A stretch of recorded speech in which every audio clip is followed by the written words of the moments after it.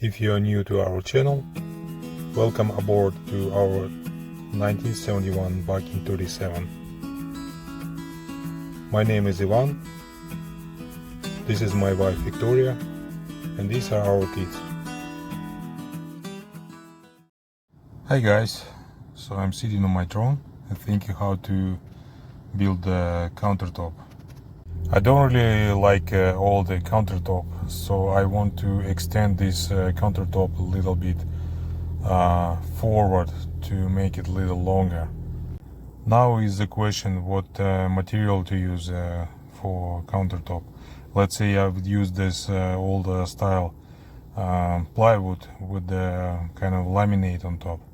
I don't really like this stuff, really. It just no go.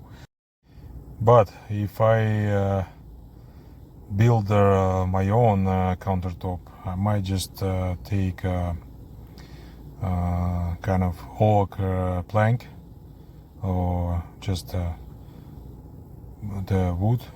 So let's say I'll take 2x4 one piece. That will be pretty much enough to build a whole countertop.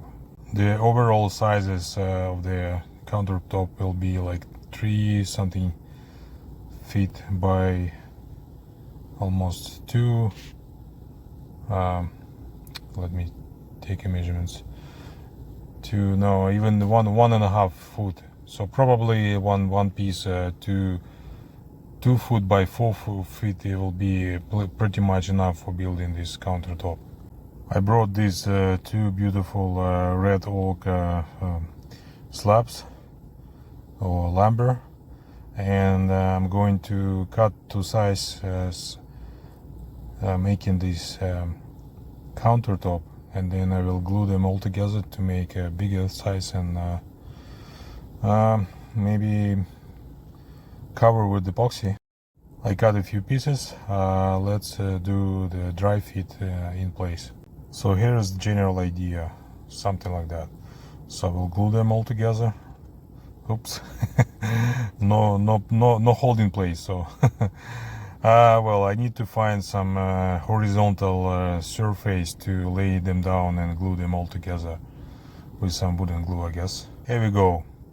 So what I did, I put some supporting things from all sides, and also I added those 2 planks underneath. Just screw them in all together, and that's my plan. So I will attach it again with just fill some glue. Oh, the last one didn't fix. And then once it dried, I will do the cut. So one side is from here and the other side from there, and I will cut a straight line, something like that. And then this countertop will be 90 degrees to the right bulkhead. That's what is my plan actually. If I didn't pick it up, so there is always tools.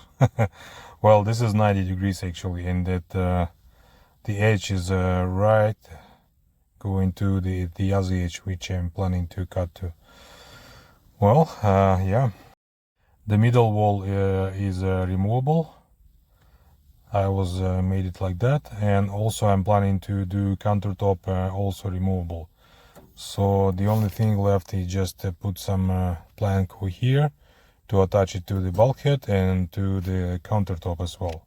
Since I haven't decided yet what to do with the bulkhead, like paint or whatever, so then I will leave it as is like this, and I will cut a straight line with using a circular saw afterward, and make a little gap which I can fill with I don't know, some silicone. And same story from this side too. So I'm going to cut a nice line with the circular saw, and then I will use rotor to make all edges nice and rounded all around, and then it will be a nice and kind of shiny countertop. Well, looks like I pull all edges to its normal stage. Also, I clamped those too much exposed edges with the clamp, and yeah, it looks pretty much flat. Well, anyway, I will do sanding after that gluing up. So let's glue this. I use a masking tape to prevent glue to be in place of that supporting planks. So now I will lift one by one and glue them all together actually to each other. I put them all one side up, sprinkle some glue, so now we'll spread it evenly to make sure that it's soaked everywhere.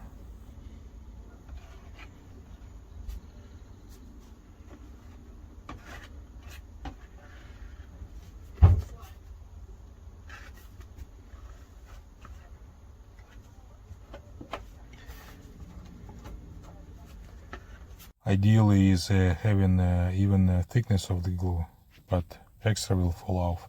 Well, this is it. Let's assemble it. Well, it's assembled and tight, and just need to wait until it gets cured. At least 24 hours to make sure this is solid. So let's leave it alone. I cleaned that sink from one side. It's getting kind of shiny. So it's time to figure it out where I want to put this thing on. And also there is questions where I'm gonna put those taps as well, but well, still on the tough decision where exactly I'm gonna put it on. I found a L-shape aluminum bracket, and I think it's the best piece to making such a jig for drilling big holes like that. So I will try it. I slightly sanded down the surface just to eliminate any steps between those planks. So yeah, it looks okay. Just yeah, there are some minor spots here and there, so I need to probably sand it a little bit more to make it more flat, and then I can start cutting the hole. I did one pass. It's not deep actually, it takes some time to cut it through it. It's a red walk, what to say. And also my bit is not that long to cut the whole thickness of that wood, so probably I should turn around it. I cut it as deep as I could from one side, so I need to probably turn around and do from the other side right now. Yeah, I got a big hole for the sink, so let's try to fit it. Well, there are mounting screws all around, so I gotta probably drill another couple of holes for this rusty stuff to mount the sink. Well, let's drill a couple more holes in there. What to say? The sink is on its new place. Yeah, but unfortunately I got a crack of the wood down below, so I should probably wait 24 hours like it's supposed to be for curing. But anyway, I'm gonna attach some resin from both sides, so it will be rock solid anyway, so not a big deal. Well, yeah, looks nice, so what to say. I trimmed all edges with the rotor, so now these are all surrounded everywhere except this edge, and yeah, it looks really nice to feel. All edges are smooth, and why it's shaking? Probably the wood is twisted or something is not really fixed yet. That's okay, I will figure it out. I'm planning to soak some resin from inside, and probably even attach some piece of fiberglass for stiffness. Well, this is wood, like wood will be twisted after some time if not properly sealed. Last dry fit of the sink. Yeah, it looks pretty nice. Well, I just need to figure it out where to install these taps right now. There's no way. Well, these both taps are just asking, hey, just put me here, you know, hey. But the downside, I don't really know what to do with this hole behind. Probably I will make some slider from, I don't know, maybe plywood. Well, one tap is installed and I don't really care about the door. It will be slider, I think, there's no other way. So yeah, I just need to figure out the second tab. I think that this tab is just asking, hey, put me right here. Because from the right side there might be some shelf or I don't know, toothbrush or something else, and from the left side will be accessible to this compartment behind. Super easy to access. Yeah, maybe that's a good plan. Well, both tabs are in place, and yeah, it looks pretty much okay. Well, it's time to disassemble everything and soak with the resin all together.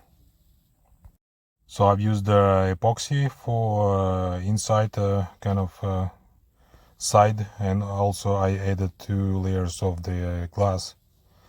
Well, one side is cured right now and it looks shiny. All looks fine.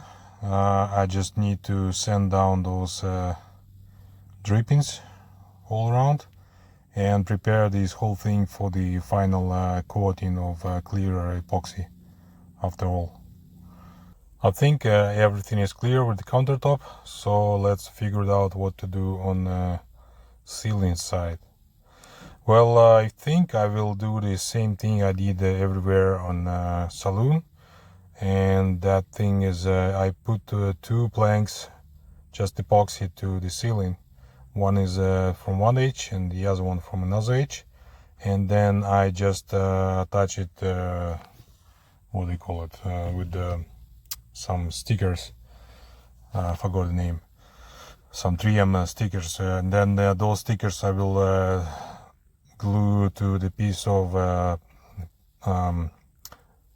oak plywood like this, and then will be kind of nice even same kind of layout like in a saloon. And then there will be a vertical wall as well, which will be held by porthole, and that should be okay, and will be same view as I have everywhere in the saloon. I sanded down that surface, prepared for gluing these planks, but unfortunately couldn't find one solid pieces, and I don't really want to make from chunks, and probably need to get one from a local store. And as usual, like resin with Kaba seal and tabbing on top of this stuff. So it's easy task. Some homework. So this is a second layer of this clear epoxy. So I'm going to wait for an hour maybe or so, and then we'll remove all this masking tape all around, and then this resin will start dripping down to the ground. It's a 1-to-1 epoxy, so I added, what is it, 3 ounce each, and I'm going to mix in one bucket with the clean mixing stick, and then use another cup to mix another way. Well, the final layer is on, so it took me about 8 ounces to cover the whole thing. Well, I just need to take care of nobody running around. Back to the boat. Well, it's actually shiny, you know. It's super shiny. I like it, but it's actually not so good. It's a lot of air trapped inside, and well, I mean, it's fine for the first experience with the clear coating epoxy, but anyway, it is what it is. It's better than before, there's no questions, but anyway, there's still a learning curve. Also cut a template for covering on the back, so yeah, I would call it the end of the project for now. If you like this video, please hit thumbs up, subscribe, and leave comments down below. Thank you. Bye.